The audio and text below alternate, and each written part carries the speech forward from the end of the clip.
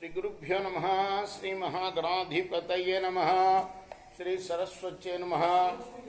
భక్తులారా, వ్యాస మహర్షి రచించిన మహాభారత ఇతిహాసం యథాతథంగా చెప్పుకున్నాం.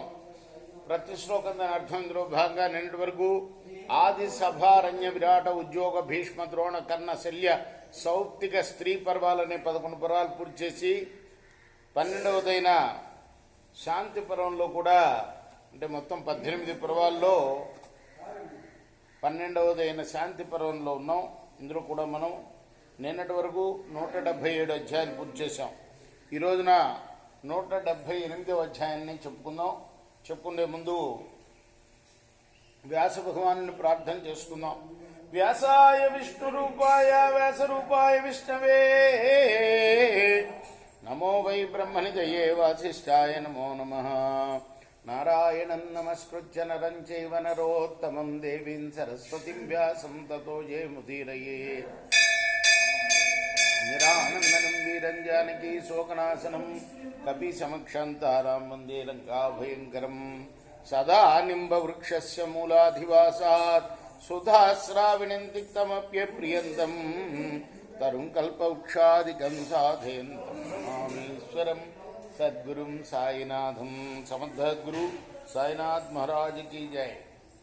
భీష్మ ఉవాచ అత్రాప్యుదాహరంతిమం ఇతిహాసం పురాతనం గీతం విదేహరాజేన జనకేన ప్రశామ్యత. భీష్ముడు ఇంకా చెప్తున్నాడు ఈ విషయంలో. శాంతస్వరూపుడైన విదేహరాజు జనకుడు ప్రవచించిన ప్రాచీన ఇతిహాసాన్ని కూడా పెద్దలు ఉదహరిస్తూ ఉంటారు. దాన్ని కూడా చెప్తాను. దీని అనంతమివ మే విత్తం యస్య మే నాస్తి కించన మిథిలాయాం ప్రదీప్తాయాం నమే దహ్యతి కంచన.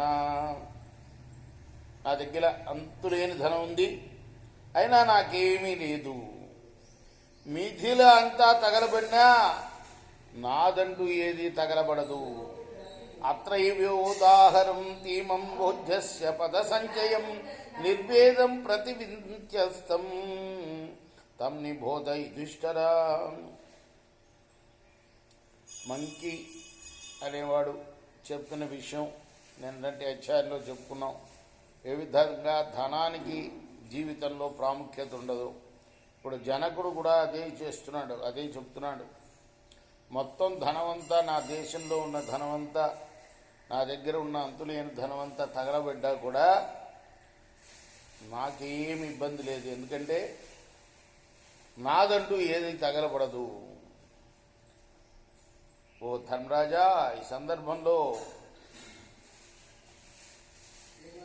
వైరాగ్యాన్ని ఉద్దేశించి బోధ్యుడు అనేవాడే పలికిన మాటలను కూడా చెప్తాను నేను. అంటే మనం మంకీ అనేవాడు పలికింది చెప్పుకున్నాం, జనకుడు పలికింది చెప్పుకున్నాం, బోధ్యుడు అనేవాడు పలికింది చెప్తాను విను అంటున్నాడు. భోజ్యం శాంత ఋషిం రాజా నాహుష పద సంచయం నిర్వేదం ప్రతివింధ్యస్తం తన్ని బోధ యుధిష్ఠిరా. నిర్వేదంతో శాంతిని పొంది శాస్త్రజ్ఞానంతో తృప్తిపడి ప్రశాంతంగా ఉన్న భోజ్య మహర్షిని నహుషుడి కొడుకు ఇలా అడిగాడు. ఉపదేశం మహాప్రాజ్ఞ సమస్యోపదిశస్వమే కాం బుద్ధిం సమమధ్యాయ శాంతశ్చరసి నిర్వృత. మహాప్రాజ్ఞ, ప్రశాంతాన్ని పొందే మార్గాన్ని ఉపదేశించు. ఎవరైనా ఎటువంటి బుద్ధిని ఆశ్రయిస్తే శాంతిని సుఖాన్ని పొందవచ్చో చెప్పు. బోధ్య ఉవాచ ఉపదేశేన వర్తామి నానుశాస్మిహ కంచన